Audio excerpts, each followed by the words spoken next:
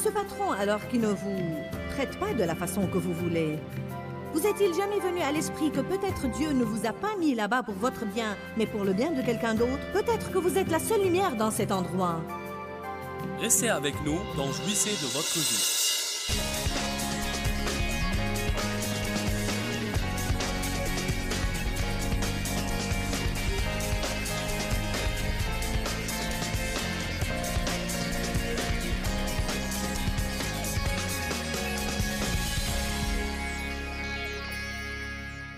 Dave et moi disons souvent que les gens, aujourd'hui, ne veulent pas affronter les responsabilités.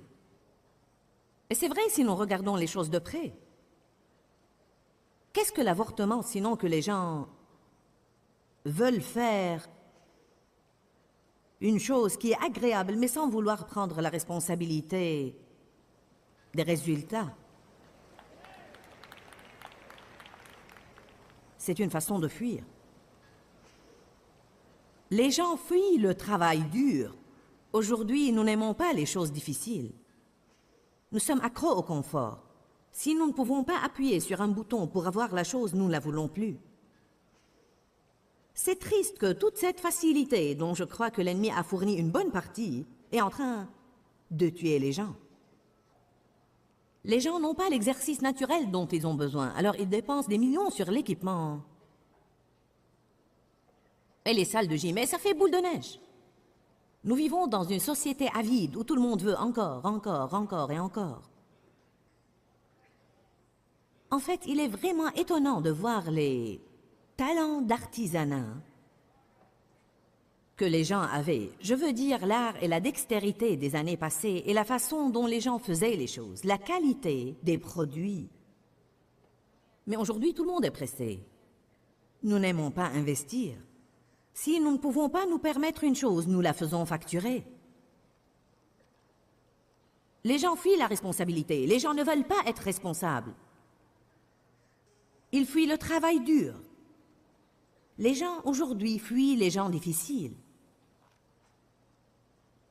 S'il y a quelqu'un dans notre vie qui est difficile à vivre, nous nous en débarrassons. Les gens fuient les endroits difficiles. Ils n'aiment pas être dans des endroits où ils sont confrontés ou dans des endroits où ils sont corrigés. Les gens fuient leurs péchés et vous ne pouvez pas fuir et vous cacher de votre péché car, quoi que vous fassiez pour le dissimuler, il sera toujours là. Tout ce que vous avez à faire, c'est lire le psaume 32 et le psaume 51 et de voir dans quel genre de conditions se trouve la personne qui se cache de son péché. Car vous ne pouvez pas fuir de votre péché. Il est là pour vous tourmenter. Vous pouvez l'ignorer, mais il ne va pas s'en aller. Les gens s'enfuient d'eux-mêmes, et certains se sont enfuis d'eux-mêmes depuis si longtemps qu'ils se sont dépassés eux-mêmes. Vous avez laissé votre moi dans la poussière quelque part. Vous ne savez même plus qui vous êtes à force de vous enfuir. Les gens fuient la vérité. Ils vivent dans la tromperie, ils jouent au plus fin, les gens fuient le passé. Maintenant, ce message n'est pas pour chaque personne qui est là ce soir, mais si vous n'en avez pas besoin maintenant, au moins ça va vous aider dans l'avenir si vous êtes jamais tenté de fuir. Mais je me permettrai de dire que presque chacun de nous fuit quelque chose. Peut-être un petit peu. Ne prenez pas cet air innocent où je penserai que je me suis trompé de groupe. Les gens qui nous regardent à la télé, combien de millions de gens fuient, fuient, fuient, fuient, fuient. Peut-être que vous fuyez depuis si longtemps que vous ne savez pas que vous fuyez. Certains restent si occupés tout le temps pour ne pas être obligés de penser à leur vie. C'est une fuite.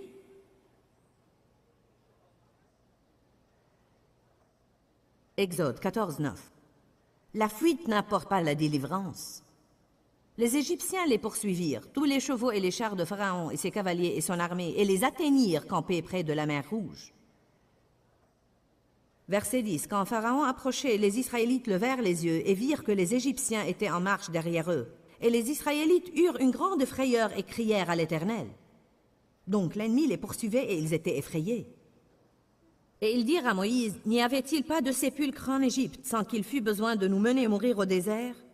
Que nous as-tu fait en nous faisant sortir d'Égypte? Ne te disions-nous pas en Égypte, laisse-nous tranquilles? Ils ne lui ont pas dit, laisse-nous tranquilles. Criez à Dieu pour leur délivrance. Beaucoup de gens veulent la délivrance, mais quand ça devient trop dur, ils veulent retourner en Égypte. Allez, ils voulaient en finir. Nous voulons en finir, nous voulons en finir, nous voulons en finir. Dieu a dit, je vais vous prendre à la terre promise. Mais le seul moyen, c'est de traverser. Alors, ils ont dû traverser le désert. Quand c'est devenu dur, quand ils ont eu peur, quand les choses ne semblaient pas sûres, ils voulaient revenir à leur confortable esclavage. Combien de gens sont au régime jusqu'au moment où ils ont faim? Combien renoncent à la drogue jusqu'au moment où ils ont la tremblote? Vous comprenez ce que je dis? C'est beau d'avoir un bon plan jusqu'au moment où ça devient dur. Moïse répondit au peuple, ne craignez rien. Écoutez bien ça. Restez en place et regardez la délivrance que l'Éternel va vous accorder en ce jour, car les Égyptiens que vous voyez aujourd'hui, vous ne les verrez plus jamais. L'Éternel combattra pour vous, et vous n'aurez qu'à rester tranquille. Fuir n'est pas la façon de faire de Dieu. Il dit, quand ça devient difficile, ne fuyez pas, restez en place, priez, laissez-moi vous donner une nouvelle force et de l'énergie. Laissez-moi combattre à vos côtés. Ensuite, le verset suivant dit, ne restez pas là à crier à moi, avancez. Dieu ne veut pas que nous fuyions, il veut que nous avancions. Pourquoi Dieu ne veut-il pas que nous fuyions les choses? Parce qu'il ne nous a jamais donné une armure pour le dos. Si vous lisez dans Éphésiens 6 les différentes pièces de l'armure données aux soldats de Dieu, il n'y a pas de pièces d'armure pour le dos. Pourquoi? Parce que Dieu ne s'attend pas à ce que vous fassiez ça. Il s'attend à ce que vous affrontiez, que vous confrontiez, que vous résistiez. Vous êtes des guerriers. Vous êtes plus que vainqueurs, pas des lâches. Vous êtes équipés de la puissance du Saint-Esprit pour affronter tout ce que vous devez affronter dans la vie et savoir avant même que la bataille ne commence que vous êtes gagnants. Vous savez pourquoi? Parce que vous auriez dû lire la fin du livre. Toute arme forgée contre toi sera sans effet. Au beau milieu de toutes ces choses, nous sommes plus que vainqueurs. Celui qui est en nous est plus grand que celui qui est dans le monde. Et encore, et encore, et encore. Ça ne sert à rien de croire cela seulement dimanche à l'église. Vous devez prendre ces versets et vous en servir lundi. Quand vous traitez avec une personne difficile, ne dites pas « je ne peux plus supporter cela plus longtemps ». Mais dites « je peux faire tout ce que je dois faire. Et si c'est là que Dieu veut que je sois, alors je ne vais pas m'enfuir car il va me donner la grâce pour rester là. Je vais mener cette chose à bien jusqu'à la fin. » Je veux partager avec vous ce soir une chose étonnante que j'ai trouvée dans la parole de Dieu. Je vais vous montrer 4 exemples de personnes qui se sont enfuies. Mais n'importe où qu'elles étaient, Dieu les trouvait et les renvoyait à l'endroit d'où elles ont fui.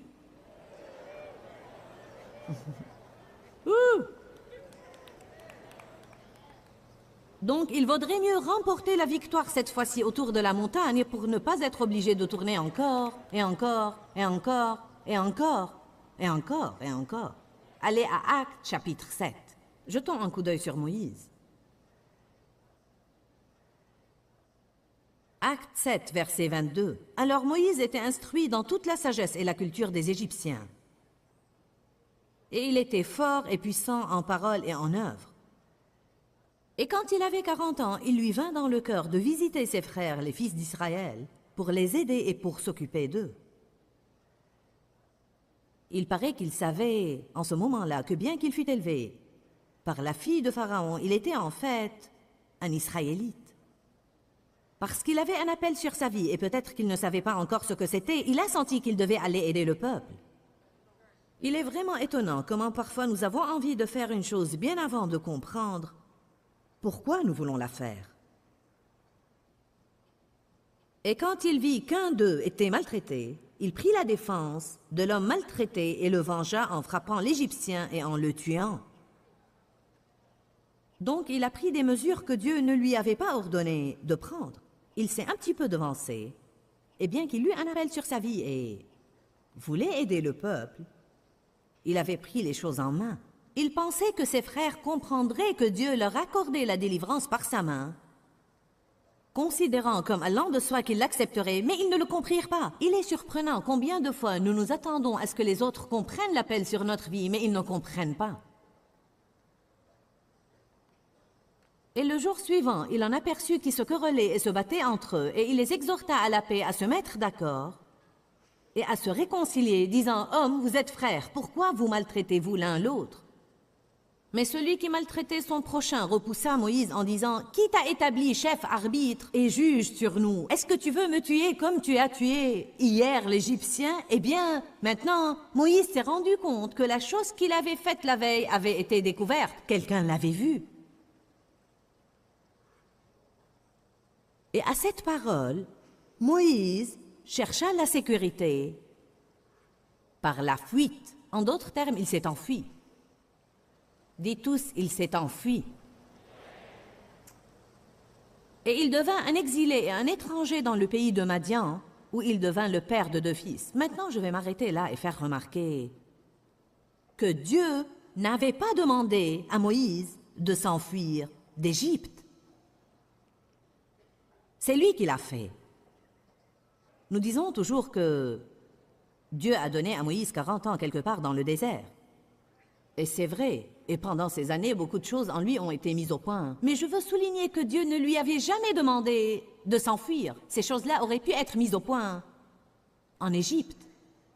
Qui sait quel genre d'influence il aurait eu, ou peut-être à quel rythme il aurait fait sortir le peuple de là-bas, ou même combien de grâce Dieu lui aurait donné auprès de Pharaon s'il était resté, car Dieu l'avait déjà mis dans une position où il trouvait grâce auprès de Pharaon, mais il a eu peur et il s'est enfui. Si souvent nous n'attendons pas pour voir ce que Dieu va faire de notre situation, nous avons peur et nous faisons notre plan et nous nous enfuyons.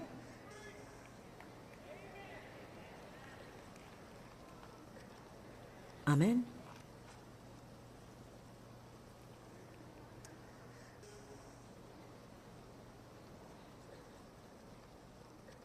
Verset 30. Et quand les 40 ans se sont écoulés, un ange lui apparut au désert de la montagne de Sinaï dans la flamme d'un buisson en feu. Et quand Moïse le vit, il fut surpris et émerveillé par cette apparition. Et comme il s'approchait pour l'examiner, la voix du Seigneur se fit entendre disant « Je suis le Dieu de tes pères, le Dieu d'Abraham, d'Isaac et de Jacob. » Et Moïse tremblait de peur et était si terrifié qu'il n'osait même pas regarder. Ensuite, le Seigneur lui dit « Ôte tes souliers de tes pieds, car le lieu sur lequel tu te tiens est une terre sainte, et elle est digne de vénération. Parce que j'ai assurément vu la souffrance et l'oppression de mon peuple en Égypte, et j'ai entendu ses soupirs et ses gémissements, et je suis descendu pour le délivrer. Alors va maintenant, je vais te renvoyer en Égypte comme mon messager. Seigneur, ne pourrais-tu pas me les envoyer ici ? Ne pourrais-tu pas charger quelqu'un de les ramener de là-bas? Est-ce que je dois revenir là-bas? Et si le peuple se rappelait de moi? Et si ceci? Et si? Et si? Et si? Oh, ceci en dit long. Nous ne pouvons pas fuir les choses. Vous ne pouvez pas vous éloigner assez pour fuir certaines choses. Car vous savez quoi? Si vous avez une relation qui est difficile pour vous, c'est que peut-être ce n'est pas simplement la faute des autres. Peut-être qu'il y a des choses en vous qui vous font réagir contre cette personne comme vous êtes en train de le faire. Peut-être que vous ne savez pas vous entendre avec quelqu'un qui est différent de vous. Peut-être que vous ne savez pas accepter les autres comme ils sont. Peut-être que vous voulez être là où vous ne voyez pas vos défauts. Alors vous fuyez. Que se passe-t-il? Vous allez être la même personne quand vous commencez la prochaine relation. J'ai bien dit peut-être. Si ça ne s'applique pas à vous, ne le prenez pas. Je vais vous raconter une histoire vécue. Une femme est venue à notre pasteur et a dit « Pasteur, demain je vais me marier pour la 7e fois. » Et elle a dit « Je veux que tu pries que cet homme me traite comme il faut. » Tous les autres ont fait ceci et cela et ainsi de suite, et je veux que tu pries que cet homme me traite comme il faut. Il a eu le courage de lui dire « Madame, est-ce qu'il vous est jamais venu à l'esprit que dans toutes ces 7 relations, vous étiez le seul dénominateur commun? Et que peut-être, je dois prier pour vous et non pour l'autre personne.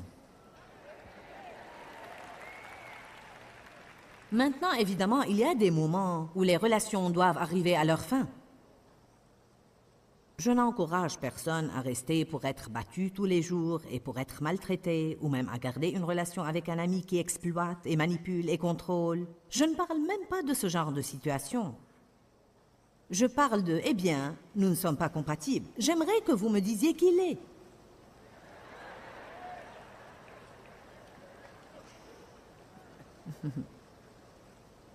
Si vous voulez vous entendre avec quelqu'un, vous devez le faire exprès. Ça ne va jamais arriver simplement parce que... L'homme quittera son père et sa mère et s'attachera à sa femme et les deux deviendront une seule chair. Le problème, c'est de devenir. Il faut du travail, du temps et de l'effort. Alléluia. Allez à Genèse 16.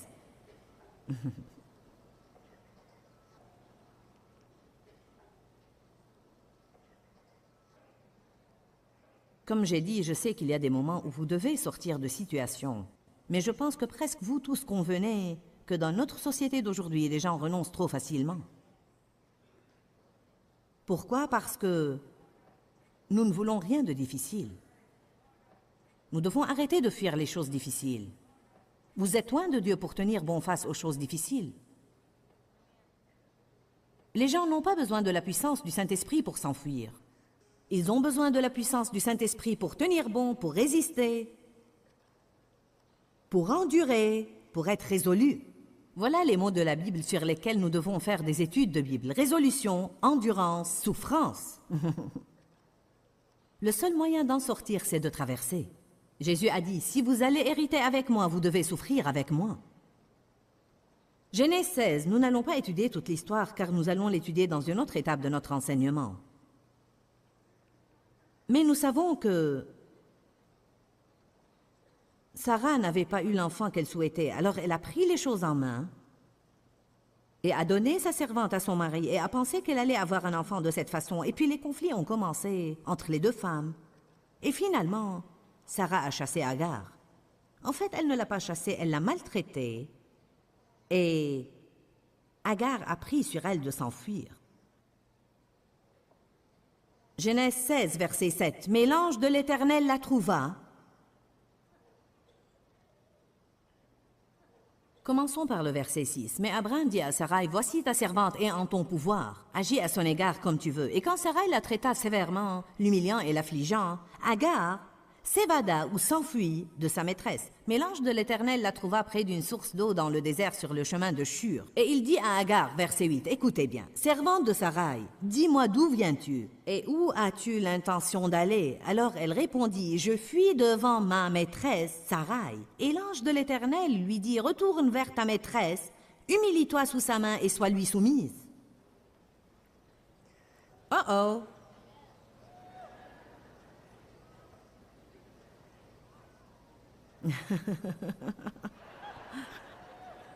Et ce patron, alors qui ne vous traite pas de la façon que vous voulez, vous est-il jamais venu à l'esprit que peut-être Dieu ne vous a pas mis là-bas pour votre bien, mais pour le bien de quelqu'un d'autre? Peut-être que vous êtes la seule lumière dans cet endroit.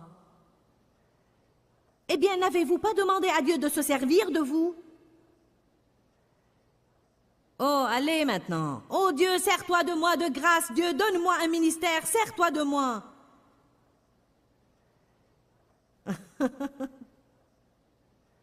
Alors, il vous met dans un endroit obscur où les gens ne vous apprécient pas et ne vous traitent pas comme il faut. Maintenant, Dieu soit loué, je vais quitter, je suis un enfant de Dieu et je ne suis pas obligé de supporter ces trucs. Allez maintenant, je prêche bien.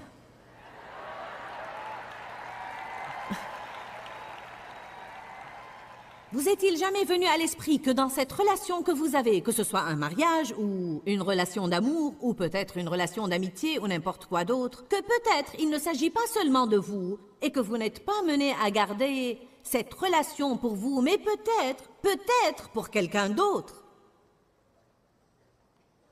En fait, Dieu seul sait où je serais si Dave avait décidé de laisser tomber les 2 ou 3 premières années.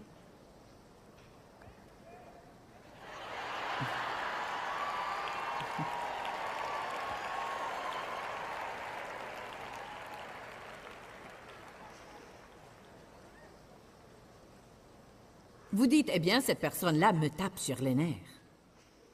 C'est bon, elle est le papier de verre dont vous avez besoin dans votre vie. Car nous sommes tous des diamants bruts et nous avons besoin de quelque chose, quelqu'un, quelque part, une certaine circonstance pour nous polir. C'est triste que... Maintenant, écoutez-moi bien, s'il vous plaît. Beaucoup de fois, les choses, les endroits, les gens que nous fuyons sont précisément les outils que Dieu a prévus pour notre maturité spirituelle. Alors nous les fuyons et nous restons tels que nous sommes, et puis nous demandons de nouveau à Dieu de nous changer et de se servir de nous. Et il vient avec le même plan de nouveau, mais avec un visage différent.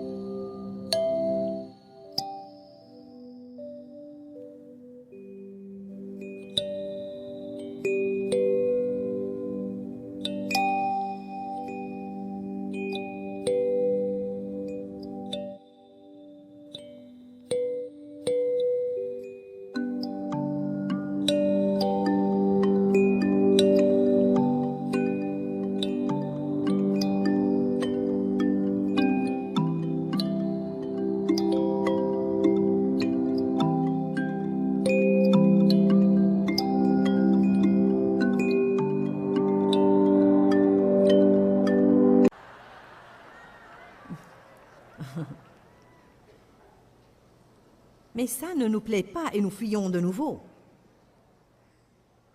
La seule chose, c'est que n'importe où que vous soyez, le Saint-Esprit peut vous trouver. Où fuirais-je loin de ta présence? Psaume 139. 1 Roi chapitre 19. Élie a fui Jézabel. Il alla dans le désert et voulut mourir. Oh Dieu, si ça va être comme ça, alors donne-moi la mort. La veille, il était au sommet de la montagne du Carmel à se moquer de 450 prophètes de Baal. Maintenant, il fuit une femme. Une femme! Elle était sans doute du genre méchant.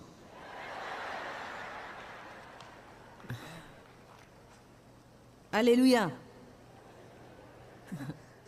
Abraham va et se cache dans une caverne. Je veux dire, Élie va et se cache dans une caverne, et l'Esprit de Dieu vient à lui et lui dit, « Que fais-tu ici ?»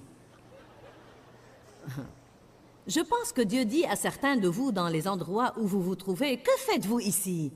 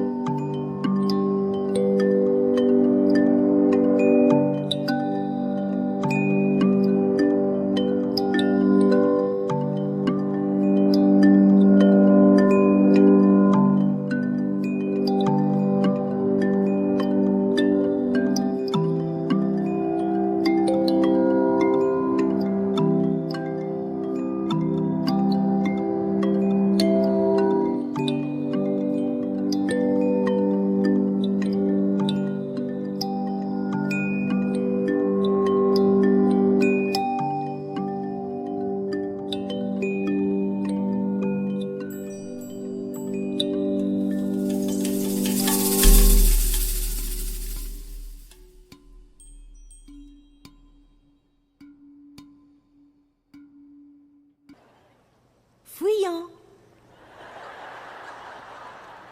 éludant, évitant, vous dérobant.